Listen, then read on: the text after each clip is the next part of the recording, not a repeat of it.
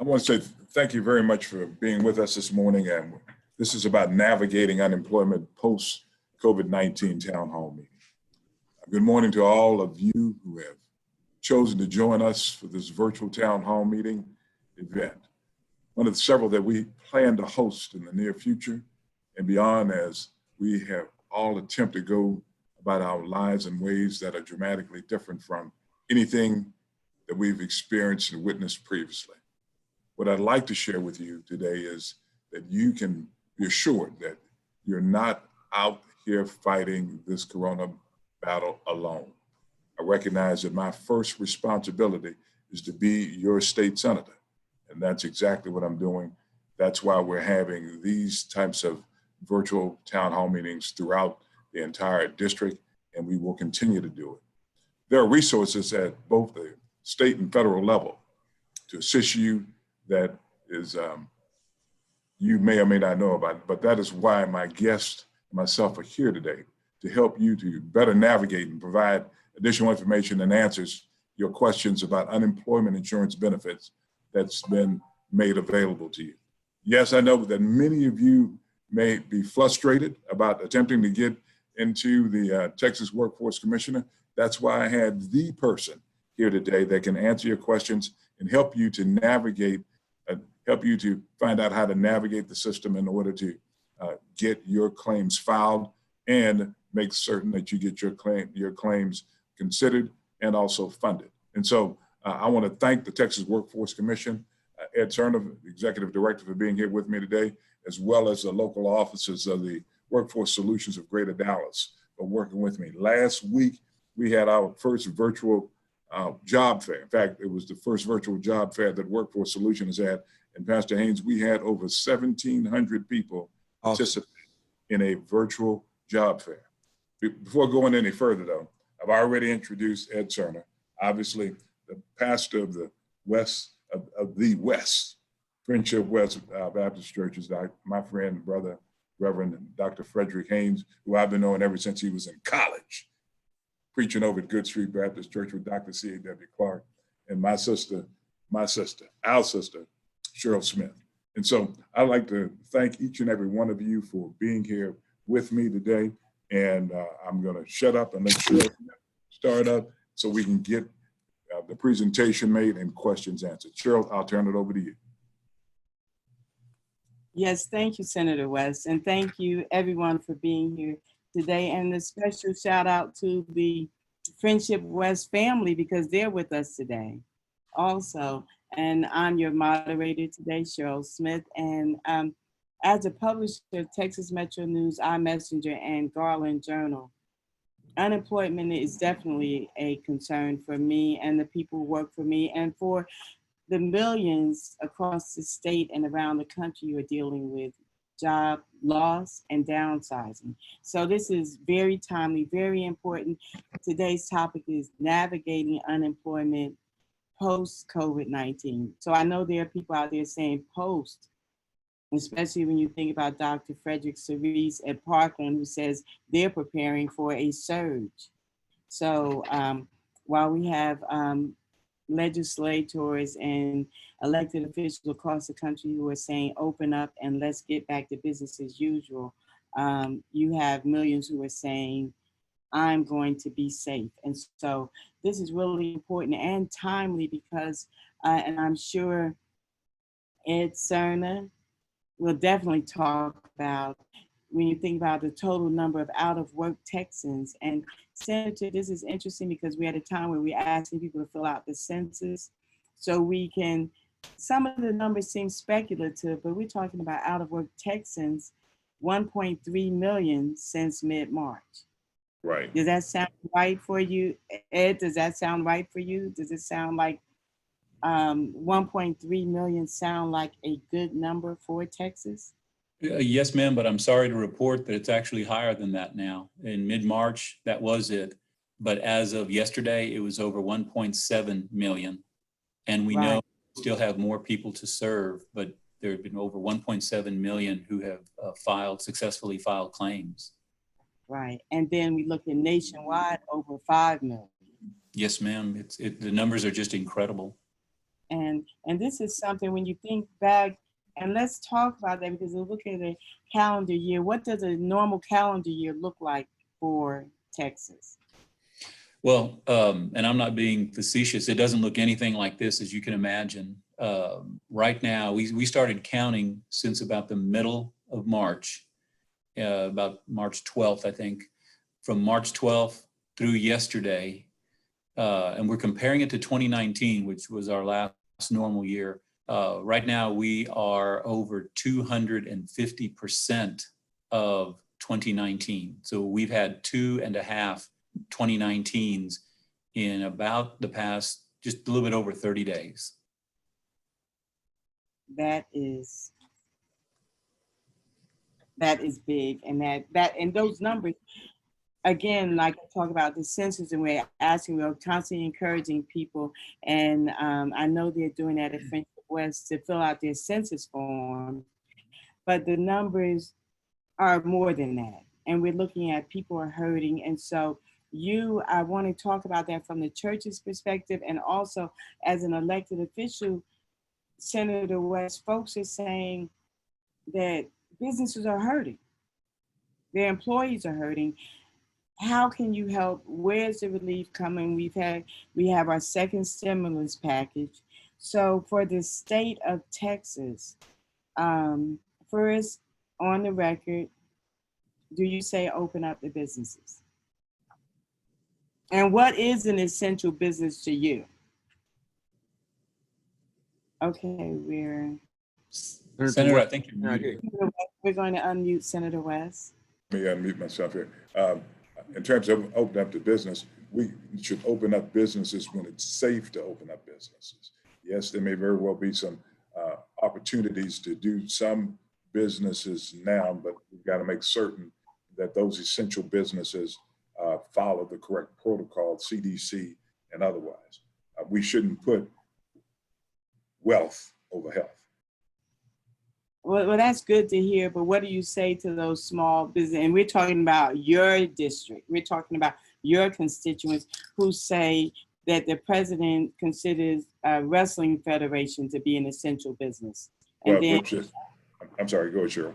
And so they're saying, so you're hearing this from the White House that wrestling is essential, but you're saying that, I see Pastor Haynes laughing, but then you see, businesses, we may say a bookstore, Pan-African Connection in your district is an essential business because of supply.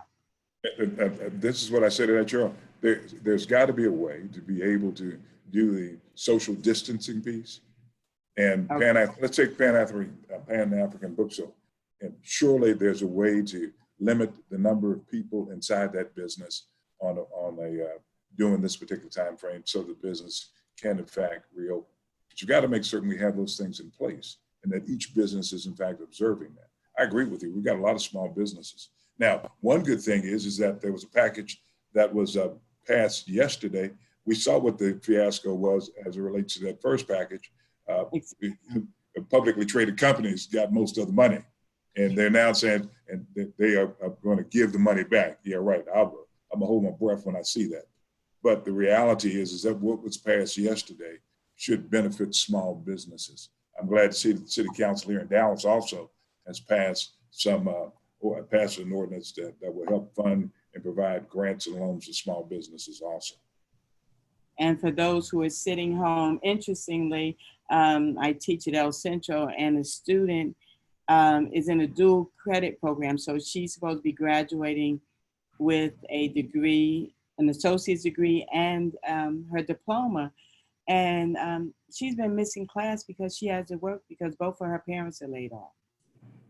Yeah, that's the very reason I wanted to make certain we brought Ed here so we could talk about those issues and people understand and appreciate exactly what they're entitled to in the state of Texas and also from the federal government.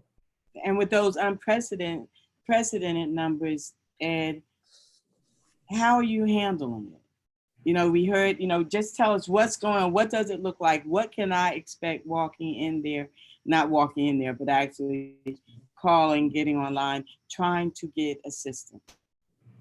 Well, first off, the first thing I can assure you is if you call, you're going to find somebody who can help you, and somebody who, though they have been working very long hours for a very long time, our call center staff, our employees. Now, we've got 4 outside call centers in addition, but I'm talking right now about our employees who have been there in the thick of it from the very beginning.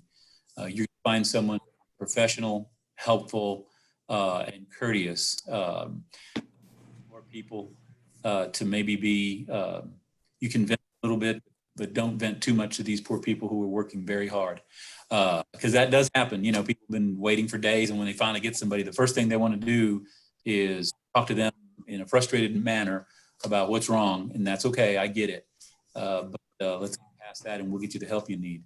Phone lines are clogged. I'll be the first one to tell you that we're doing everything we can to unclog them. We operate about 1,500 phone lines that either people are answering or that are what are called IVR, integrated voice response. And we've all used those where you call in and you push a button to do this, say, you know, push yes, push no, enter your account number, and then you're done. About 1,500 lines. We added 400 almost immediately. And those immediately got clogged. We've added 4 call centers. The 4th one came online yesterday. We'll add about 300 additional people answering the phones. So with the 400 we had in our 4 call centers and this additional 1,200, we're going to have close to 1,600 people answering the phone lines. Those phone lines are clogged. Our own phone line here, my executive assistant is constantly answering the phone, trying to get help from people. So, it's going to be a challenge to call us. Be patient. If you are put on hold or you get in, don't hang up and call back. I would ask you just wait it out. Calling back to put you at the end of the line, but wait it out and you're going to get to somebody. The best, however, is online. You know, we have over 1.7 million people that have filed for unemployment that have had their claim processed. The majority of those were done online. Our online system is open 7 days a week, 24 hours a day. Sometimes it slows down a little bit, but it doesn't go down. Our call centers are open 7 a.m. to 7 p.m. 7 days a week. We would open it. We'd have a whole system that needs to be shut down at night. All the accounts sort of set up and everything done to get it ready for the next day. Senator West and the legislature were very supportive of us and gave us appropriation authority to replace that system.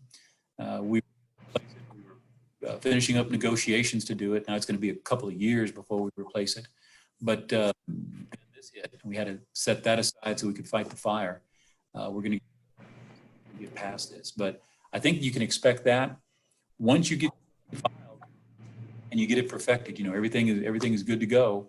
You get a notice from us that tells you this is the day. Ed, excuse me for 1 second. You're cutting in and out. Yeah. Oh, I'm sorry. I don't know what the issue is, but You're good now. You're very good okay. now. You Okay. want it to be censored. When you move, it goes up and down. Okay, I won't. I'll try not to move. I apologize. I will repeat. Then I'm sorry to everybody that was listening to me. We've added over 1,200 people to answer the phones on top of the 400 we have. We have added phone lines. We have increased our computer capacity. We've doubled it and doubled it again. We have a very old system. Our call centers are 7 a.m. to 7 p.m. 7 days a week. We can't go 7 by 24 because of the old system. Senator West and the other legislators were very supportive of us and gave us appropriations authority to replace that system. We were almost done negotiating the contract to do that. It was a 3-year plus project to replace it when this happened. So we had to stop that effort to focus on the fire, and we're doing that, but we're going to get back on it. But when you get your claim filed, what will happen is you'll get a notice from us that you'll get a day of the week Sunday, Monday, Tuesday, or Wednesday, to call us and request payment. If you miss that day of the week, Thursday, Friday, and Saturday are open days. Once you request payment, then in about 2 weeks, plus or minus, and I say we're trying to make it minus more often than plus, but with the volume, it sometimes gets pushed out, then you'll get your first direct deposit, or you will receive your debit card. Your benefit will include the extra $600 from the CARES Act. If you are already receiving a benefit, you do not need to contact us back to request the $600. We will automatically tack it onto your existing benefit. Okay. Well, Ed, you know, it's interesting because you mentioned about the computers, and computers are an issue. And I'd like for Dr. Haynes for you to address that, because when you consider that even the school district was having an issue because you had 40% of the students did not have Wi-Fi access. But also I'm thinking about those multiple homes, those homes where there's only one computer. Right. And so we're saying, okay, we, with the extended call hours are great. And then also having assigned days when you can do things, but you're having families with 3 school-age children and both parents working from home and need that one computer. Dr. Haynes, what do we do? How do we do it? How can we help? Well, and I think that one of the things about this crisis, it has unfortunately exposed the fissures, the breakages that already exist in society. And so when we're talking about, you know, accessing, you know, these opportunities through the internet, when we have internet inequality, not only in our Senate district, but throughout this country, I mean, the question becomes, how can we, you know, given the recommendation that Ed is making, and we appreciate so much ramping up the call center, I recommend that to continue if possible, because again, on my side of town, my membership that's experienced being laid off, in many instances, they don't have access to good Wi-Fi. They don't have access to an internet that would allow them to, you know, do what you're recommending. So are there plans to ramp up the call center, you know, given those, and I'll say this, we all know that historically, the last hired or the first fired, and that has a color on it.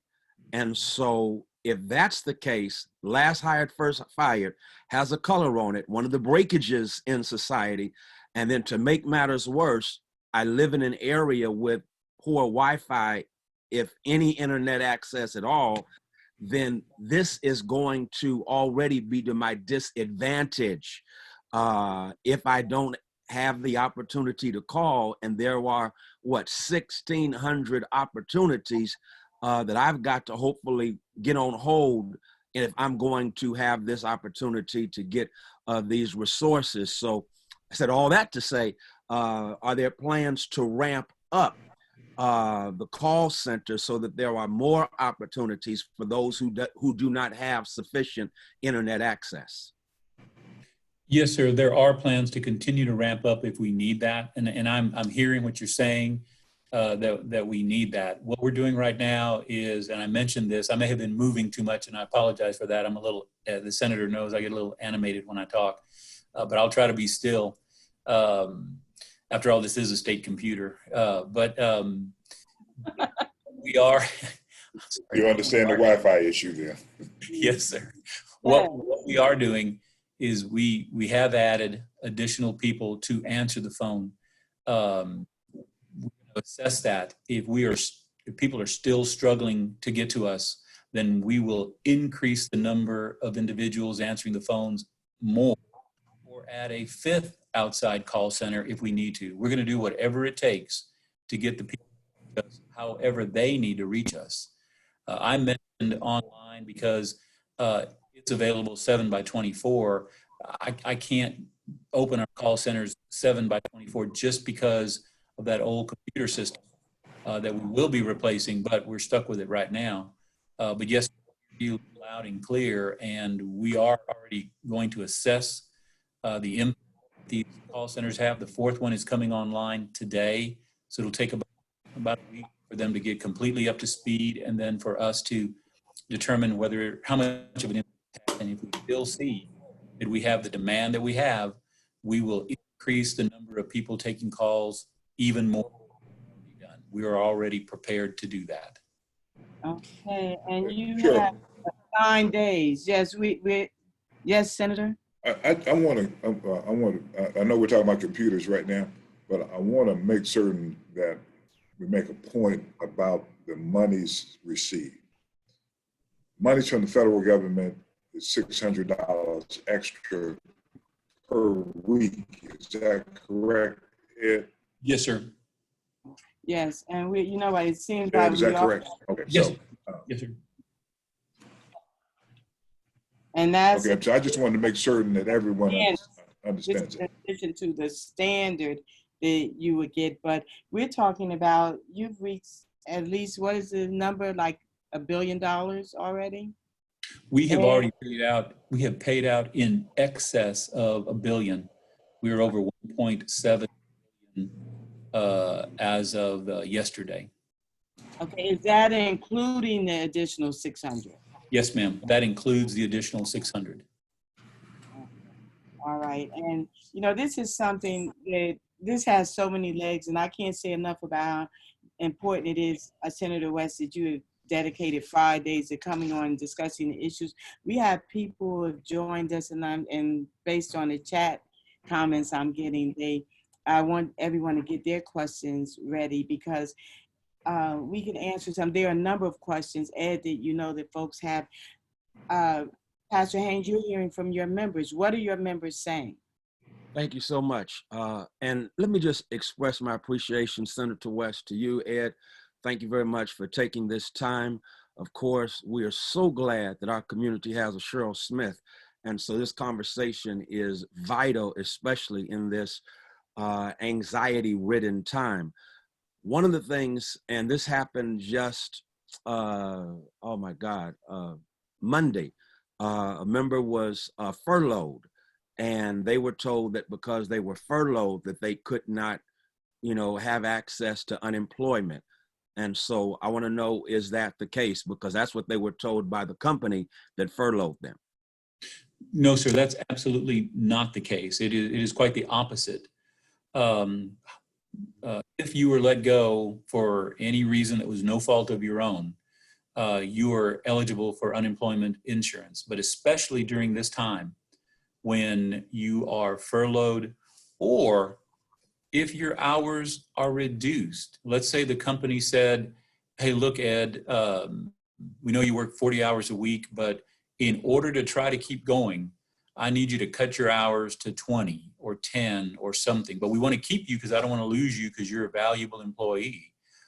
Even if you are cut to part-time, you are still eligible for unemployment assistance and the $600 that the senator mentioned. Everybody that is eligible for unemployment insurance or pandemic unemployment assistance, and I'll talk about that in just a second, is for the $600 on top of it. And that $600 is a week. What about those who are filing, those who are contract workers, for example? And we have a number of them. Those individuals. Go ahead. I'm sorry, Ms. Smith, I apologize. Those individuals who are self-employed or contract employees, the 1099 employees, and employees of nonprofits are eligible because of the CARES Act. They are not normally eligible, but during this emergency, the CARES Act that was signed into law, about 3 weeks ago or so, whenever that was, those individuals, self-employed, contract employees, you get a 1099, or employees of nonprofits, are eligible for pandemic unemployment assistance. You can call it unemployment insurance, but it's technically pandemic unemployment assistance. What you need to do is provide us with your tax return. If you haven't filed your tax return because the IRS extended it, that's okay. Reach out to us, apply for it anyway. You'll get the minimum, which is $207 a week for pandemic unemployment assistance, plus the $600. So that's $807 a week. And then when you do file your tax return, you send that to us, and we will go back and adjust the amount that is due to you. And if it's an increase, then we'll adjust it by giving you that difference. Okay, and so they have to provide, those who are self-employed have to provide their 2019 tax return. Yes, ma'am. Yes, ma'am. And if you don't have your 2019 tax return, don't worry. Don't wait to do it, or don't rush to do it, but do rush to file for the assistance. And what we'll do is we'll just set you at the minimum 207.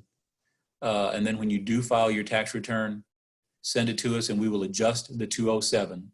But either way, you'll get that at a minimum, the 207 plus the 600. So don't let filing your tax return, you think, well, I can't apply until I file my tax return, and I wasn't going to do that yet because I needed more time to get all my records together. Don't wait.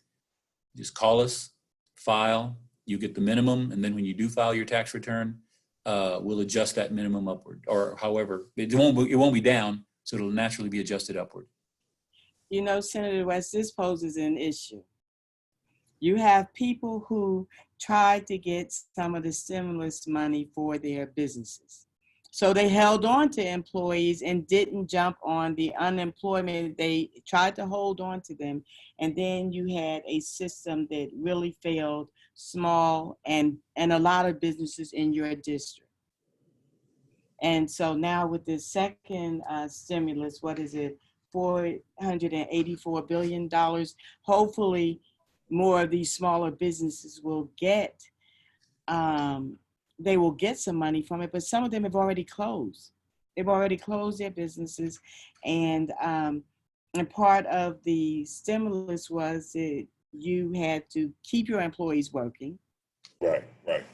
And but they got shafted in the first round of getting money when you can get $20 million to these big corporations, and the small businesses are closing.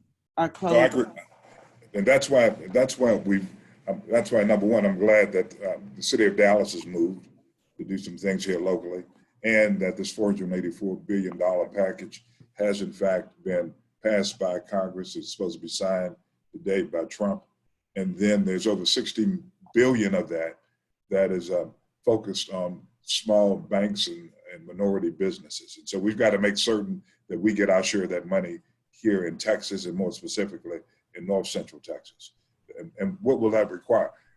What it will require is this year. It will require that we as a community at the federal level and at the state level and the local level focus with laser certainty on exactly how that money is going to flow from the federal government to state and local governments. And that's exactly what we're doing.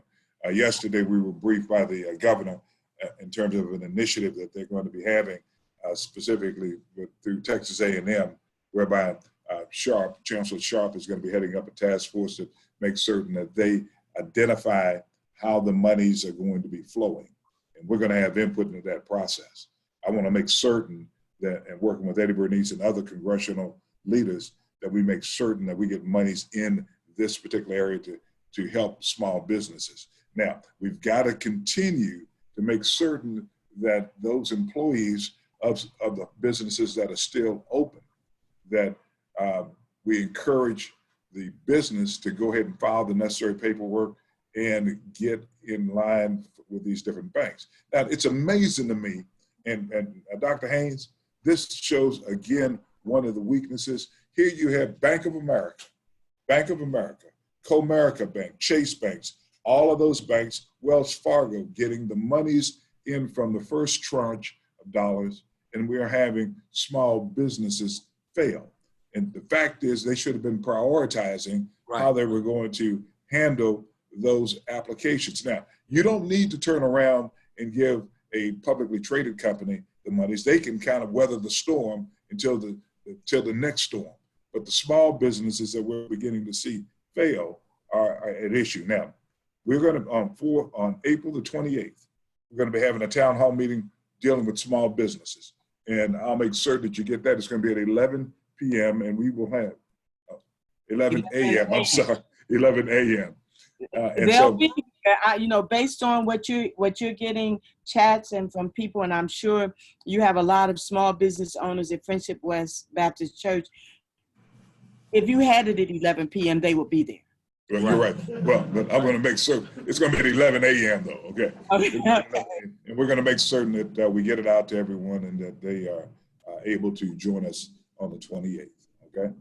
Right. And there are questions. There are so many people that are talking about small businesses because, for example, I'll use at the corner of Camp Wisdom and Marvin D. Love. You have South Dallas Cafe. They're trying to reopen, but they were saying they were spending as much as $5,000 a day, but they weren't making enough money. You know, they were barely making enough money to pay their employees. So they shut down. They kind of regrouped. So now they're doing things now, and they're just one of the many businesses. So when you have people complaining, and you have to serve your constituents are saying, I need to be open. I need to be making money. I need to be paying my employees and paying my bills. The person they pay rent to are not going to give them a respite. Now, here's a catch-22 situation in this, okay? Now, we're talking to Ed about unemployment, and I want Ed also to talk about daycare in a few moments also. Right. Yeah. Our daycare centers. But the catch-22 is that we know that in America, and to the extent that we have testing in Texas, that the hot spots tend to be in minority communities. And if the hot spots in minority communities, then we've got to make certain that as we open these businesses, that we take all the necessary precautions in order to mitigate any increase in the number of persons within our community testing positive and then ending up in the hospital and hopefully not dying, but potentially being one of the statistics. And so that's the catch-22 situation. One of the issues, and this is kind of, I'm gonna bring it back to us. One of the issues that I am most concerned about in terms of the business piece, when the governor has this strike force, I don't see a bunch of people who look like me on that strike force. And I'm gonna have a conversation with them about that. There's only 2 African Americans, and I think they're on the advisory committee as opposed to the quote unquote strike force as it relates to reopening businesses in the state of Texas. Now that's an issue, and we could talk about that we could talk about it in my industry as a journalist, that you see very few experts who look like us. And when I'm on watching television and you have the Vice President of the United States says, I want to talk to you from a layman, folks don't want to hear a layman, they want to hear an expert. Exactly. And a number of experts, you know, Prairie View A&M just released a list of experts, and it's amazing that, you know, we're not finding these experts to speak. When we talk about the unemployment, I have a question for you, and we have a number of people who have questions about, one person said she's called like 50 times. What would you say the average call, if you take away, I'm gonna say, let's take away the dissertation that people will give you about explaining all of their issues to a representative when they call in, how long should the process take for that call?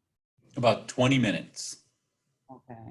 Yeah, because All we aside from the dissertation, when you talk to one of our call center operators, you get everything that we need to what I'm calling perfect that claim.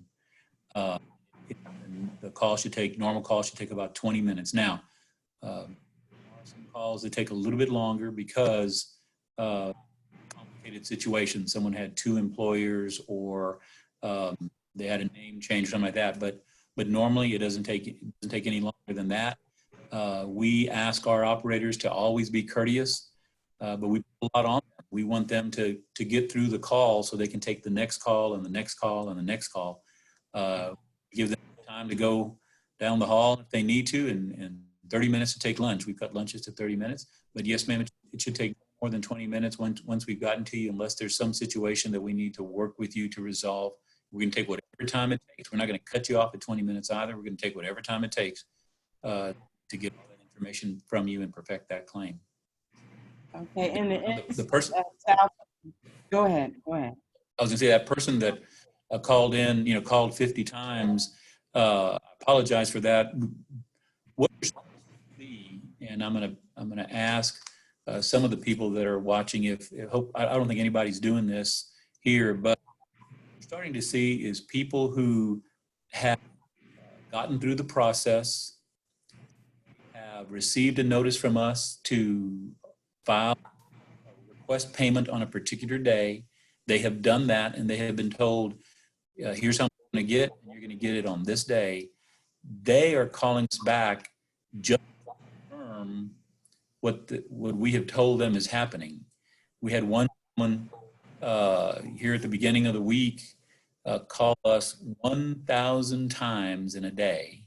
Wow. So he's clogging the lines. Now, he didn't get to someone 1,000 times. He kept dialing, getting a busy signal or getting put on hold. He didn't like waiting, so he hung up and called back. We called him. We checked his record first because we had a phone number we could associate it with his account. He had everything checked off. He'd already requested his payment, and his payment was actually set to be made yesterday, as a matter of fact. So we got a hold of him and asked him, is something wrong, reason you're calling us? And he said, no, I just wanted to check to make sure, absolutely sure everything was okay. I would implore the people that are watching this, if you're told you're good to go and you've already requested payment and nothing, please don't call us back so that people who still need help can get through on our phone lines. I just wanted to add that because calling 50 times is very urgent. We want to get to that individual, and I would appreciate it if that individual still has not gotten through to file for his benefits. I think you said it was she benefits. To please send that information to the senator's office, and then the senator's office will send it to me, and I'll look into it. Yes, she has multiple issues. Senator West? And Cheryl, let me say this, for those who are having these types of issues in terms of accessibility, make certain that you contact the Senate office at 214-467-0123. Now, we'll repeat that number several times also. 214-467-0123. Right, and be patient there because you don't have 1,000 people working in your office. Well, and the other thing is that we're still working remotely also, but we have someone coming in at least one person coming in on a daily basis to check on the office and also calls. Right. And we want to get to that daycare question, but real quickly, for those who are working part-time, do they still get the 600 extra? Yes, ma'am. The 600 is not prorated. The only thing that it gets adjusted are your base benefits. So say that you were still working at your current employer, or your current employer let you go, but you found another part-time job at an HEB or a grocery store or Walmart part-time. All you need to do is report to us that income. We will adjust your base benefit, but the 600 is a fixed amount that does not change. Definitely. In case you just joined us, every Friday you can tune in. You're going to be a television star before it's over to Senator West, but talking about the issues that are critical to you, Senator Royce West, and we also have Pastor Frederick D. Haynes, Dr. Frederick D. Haynes III, who I met when he was in college at Bishop also. And we have Mr. Ed Serna, and Texas Workforce Commission is everything. The buck stops with you. The buck stops on my desk. Yes, ma'am. Yeah. Yes, definitely. And so we were talking about, you had a daycare, but for someone, when we're talking about let's say someone closes their business and they get some stimulus money or something, some windfall somewhere, and they open their business back up and they go to their employees and say, come back to work. Well, based on what their job is, the base 207 plus the 600 might be a better deal for them. Yes, ma'am, and that's going to be a challenge that I think collectively, and when I say collectively, I mean the Texas Workforce Commission, state leadership, which of course includes Senator West, the community is going to struggle with, because if you're making a particular level of unemployment with the $600, you could end up be making more with those benefits than you would working. And of course, it is much better to be working because the benefits don't last forever. And two, if you had other benefits like insurance or something, and a lot of people don't, and I recognize that, but benefits with unemployment insurance. Now, the work search was suspended. I suspended that at the beginning of this emergency. Have to reinstate it once it'll be in the future. It's not going to be tomorrow. It's not going to be next. We're going to have to reinstate that. Bad feedback. What part of town are you in? Because this could be an issue, one of the issues we're dealing with. What part of town are you in, Ed? I'm here in Austin, actually. Oh, okay. Well, Austin has its pockets as well. And just thinking, we're talking about people, and there are those of you, we'd love to have your questions, and there are a number that people will have, and we'll make sure that you get the numbers that you need to call. Again, Senator West's office is 214-467-0123. There are a number of different ways that people are trying to deal with these issues, whether it's Black journalists. We've set up a pot to help journalists who have been furloughed.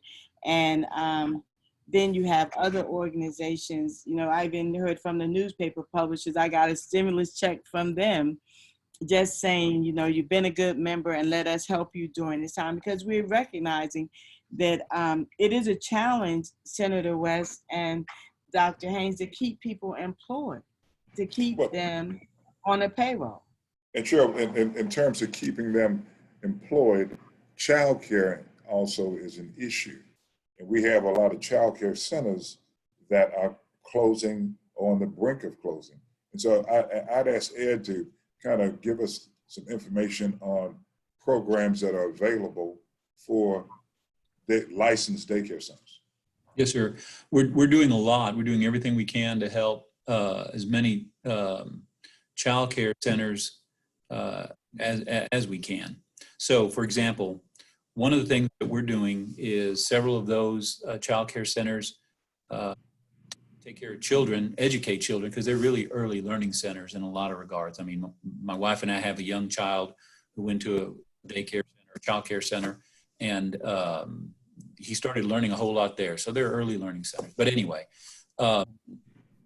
one thing we're doing is we are, for the ones that have stayed open, we can continue to pay for every child that we were funding, even if the child is not attending. Say that one more time. Right. Because you're starting to skip again. Okay, I'll try to stop moving. I'm getting a little. Okay. Big. But what you're saying right now, that is really huge, because we're right across the street from a daycare center, and some folks don't want to bring their children. I understand. So let me tell you, if you're a childcare facility and you have children that we are paying for, normal circumstance is we pay the majority and the parent pays a small share. What we're doing right now is twofold. First of all, we are paying that child care facility for that child, whether the child is there or not. Second, because we know the economy is in the shape that it is, we are all paying the parents' share, because we believe that a lot of parents lost their job, or one has lost a job and they can't really afford even that small amount that we were covering. So we're paying the parents' share, and so the whole amount for that child. And if the child is not in the center, and this is what we're paying for, then we are still paying that center. The third thing we are doing, we are providing child care support for individuals who would not normally qualify. And in this case, we specifically mean emergency responders, healthcare individuals. Normally, their income is such that they would not qualify for us to pay supported childcare. But we recognize that what they're doing in support deserves us to help them take care of their children so they can focus on taking care of us. So our commission has changed, done some emergency changes to its rules, allow us to pay for child care for emergency workers. We also have on our website a section dedicated to child care, and our website is twc.texas. Say- Dot Ed, tech. Yeah. Because you're breaking. Say it again, Ed, because you're still breaking up. Yes, sir.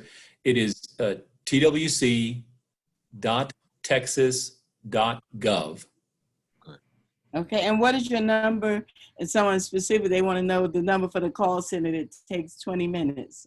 Sure. Yeah. Well, not 20 minutes to get to, but 20 minutes once you get the help. That number posted on our website also. Unfortunately, because I've got the Zoom up, I can't look at it to give you the number, and I don't have it memorized. Okay, we'll get it for For a you. job, I'm going to have it memorized because I'm going to be calling it a lot. But Well, now, you mentioned child care. What about senior care? no, ma'am, we don't cover senior care. We only cover child care. Last thing that I said is on our website, we have resources that will help match a health care with a child care center that is open in their area and taking children. Okay. So, And so let me kind of go coming in. So as it relates to like Friendship West, any other church that has a child care center, and if they're taking kids that would ordinarily be subsidized by the state, but those children are not showing up now. Let's just say they have 10 kids and Right. 5 of them are not showing up. And then the state would pay the child care center for those other 5 children. Correct, Ed? yes, sir. Okay. And then secondly, if for some reason the parent is unemployed, but the parent was supposed to pay, let's say it's $10 for the entire month, and the parent was supposed to pay $5.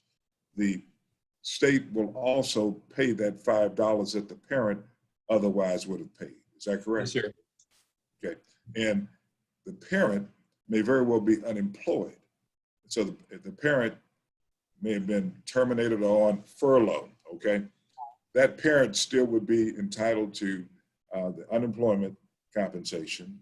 Yes, sir. Plus the $600 Yes, sir. on top of that. And then the pandemic uninsurance, would they also be entitled to that? No, sir. The pandemic unemployment assistance is for self-employed, contract employees, and nonprofit employees. Okay. Okay. Unemployment is for people that were working for somebody. Pandemic unemployment insurance is for self-employed, contract employees, and nonprofit employees who were working for somebody. $600 sits on top of both of them. Gotcha. Okay. And to access Yeah, those, you go through the same vehicle, right? The same Yes, sir. number, same internet site. There's only one application for unemployment or pandemic unemployment. It does not make reference to the $600 because we just tack that on top of everything. There's no need to request it. I would like to say, and hopefully I'm not breaking up, I apologize, I don't know what the issue is today, but if you are already receiving if you were already receiving unemployment insurance benefits, you don't need to call us. That's happening also. You do not need to call us to ask us for the $600. We are automatically tacking that $600 on. You don't need to call back. Now, we're going to get the number to you, with Miss Washington and Miss Mathis. We're going to make sure that you get the number to. Hey, Cheryl, I had the number. The number is 800-939-6631. Again, 800-939. And I'm going to type it in here. Okay, Thank you. 800-939-6631. Okay, good deal. And we have about 9 minutes left. Can I just real quickly, Ms. Smith, mention a couple of It things? just went so fast, and we have so much more to talk about. This is really important information. I hope that Dr. Haynes that sharing with the membership and just sharing it with others. This is information we need to put out. It is being recorded, so you can go back and share it. And again, I can't say enough about how important this is to the communities that are hearing it. This is because there are so many more questions that, we could talk about. Sure, Ed had one other point he needed to make. And let me just say this right quick. Cheryl, type in 800-939-6611. Yes, 11? 6631. Yeah, I missed it. 631. Okay. 939-6631. Okay. Thank you, sir. I happen to see a couple of questions that I'd like to address, if you don't mind, Ms. Smith, very quickly. Okay, yes. That I think are pretty critical. First of all, somebody asked about their benefits expiring or having expired. The CARES Act extends expired benefits for 13 weeks. You don't need to do anything right now. I'm gonna ask you, or the people that are watching this, I'm gonna ask everybody in the state that's happening to, if your are expired or if they are getting ready to expire, we're to you and we are going to extend those benefits for 13 weeks. So they've already expired, and it goes all the way back to about a year ago. If they've already expired or if they are going to expire, you don't need to call us. We're going to reach out to you because we already have your information. We've been paying benefits. We're going to extend those benefits 13 weeks, and we are going to add the $600 on top of that as well. And they don't have to do a job search. Right now, they do not. They will at some point in the future, but right now they do not. Second thing that I saw very quickly that I wanted to make sure I mentioned is if you were furloughed and your employer said, look, I'm going to bring you back as soon as I open back up, you don't need unemployment. Don't do that. File for unemployment. If you already have a job that you know you will be able to go back to, you are still eligible for unemployment, and I would ask you to please file to get your benefits. If the job becomes available to you, then you can go back. But please, if you were furloughed and you know you're going back, and I saw that question scroll by, please file for benefits. You are eligible, and I want you to get the benefits that you deserve, including that $600. And if you go back to work part-time, receiving benefits, and you go back to work part-time, or if you are still working part-time, file for benefits. We will just make sure you report your income to us. We will adjust your benefit, but we do not adjust the $600. Please, I can't ask enough that people don't hesitate to file. The worst thing that can happen is you not file when benefits are due to you, and we are here to help you, and you're not, or you think, well, I really don't deserve this. You deserve the help. This help is here for you. Please file. You don't qualify, we'll tell you you don't qualify, but you won't know until you file. So please, under file.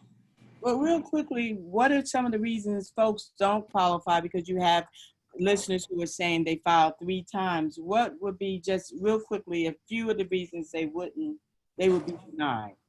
Okay, so one reason is, this doesn't make sense, but it's just the way that the federal laws have laid out. If in this epidemic, if you didn't feel comfortable being at work, but your employer said, no, we're still open, and you still have a job, but you said, I don't want to be there, then you left your job, and you qualify under those circumstances. Okay. Or if there was some reason that you had taken a part-time job, and that part-time job was paying you as much or more, and you were very fortunate then, than the job you had, if your income was too high. In that case, that second case, not the first case, but in that second case, I would still say file. And if we say what you get is 0, appeal that. Because sometimes the information that we have is inaccurate. Appeal it, and if we're wrong, we'll correct ourselves. We do not stand on our first answer. If there. Let me also ask this question right here. If for some reason you're denied Ed for state benefits, are you still entitled to the federal benefits? You have to be eligible for either the unemployment insurance or the pandemic unemployment assistance. So you have to be qualified for one of those two, even at a minimum, in order to get the 600. Okay. If you are not qualified for either, you don't get the 600. Gotcha. Okay. Well, and Cheryl, we're going to have to get ready to. Dr. Haynes, do you have any other questions? We have about 3 minutes before we have to wrap it up. Right. And again, let me just say thank you so much, Senator West, for showing real servant leadership for such a time as this. And I'm grateful that you are not the kind of person that would tell us to inject ourselves with Lysol or Clorox. That is unhealthy. Please do not do that, to all who are listening. And thank you, Senator West, again for your leadership. Ed, one of the things I'm hearing is that if this is going, if I find myself unemployed, it's essential that I am relentless as it relates to trying to get through in order to access these resources. I'm hearing that. Is that correct? Yes, sir. Absolutely. Do not give up on us.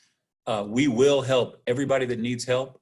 The other thing that I want to emphasize is, let's say you've been trying for 2 weeks and you haven't been able to get in, and then you finally do and you get your benefits. We are going to backdate those benefits to the date of your separation, and we're going to get you all caught up in your first payment. Excellent. Please be relentless. And can I just add one last thing, and very quickly, Senator, because I know we've only got about a minute. There are only 2 ways, I cannot emphasize this enough, there are only 2 ways to file for these benefits: through our phone systems or through our website. Any other body that tells you that they can help you file, whether it's on Facebook or some other spoof site that is not right. .texas.gov, is committing fraud, and they're trying to get information from you. Right. Second, please do not do that. Second, if anybody tells you, I'm working with TWC and we're helping them, give me this information, and it's only going to cost you $5. You give me your bank account information or a credit card, but because of the high cost and the high volume, we don't normally do this, but it's only for this one time. Don't give them any of that information. All the services that we provide are absolutely free. So okay, we had better get ready. Cheryl, you want to close us out? We have yes, 11:50. I again thank you so much to all of you for joining us. And on April 28th, small businesses, 11 a.m. Small businesses, we had a number of them on today. Great information, and you'll probably be doing it again, because I know you're going to get requests to do it again, because there's so much information and people will have questions, more questions after this. And we're saying post COVID, we're a long way from that. We're a long way from that because there's going to be that recovery period. And Senator West, we know you're going to be on the front lines addressing it. And not only that, we're going to also have something for daycare centers, so be on the lookout for that also. Child So care. Child care. I'm sorry. I apologize. Old school. Thank you, Old Pedro. child care centers. Thank you all for inviting me. Learning centers. Ed, thank you very much. Dr. Haynes, thank you as always. Cheryl, thank you very much. And will God be with you until we see each other again. Yeah. Thank you all very much. Take care.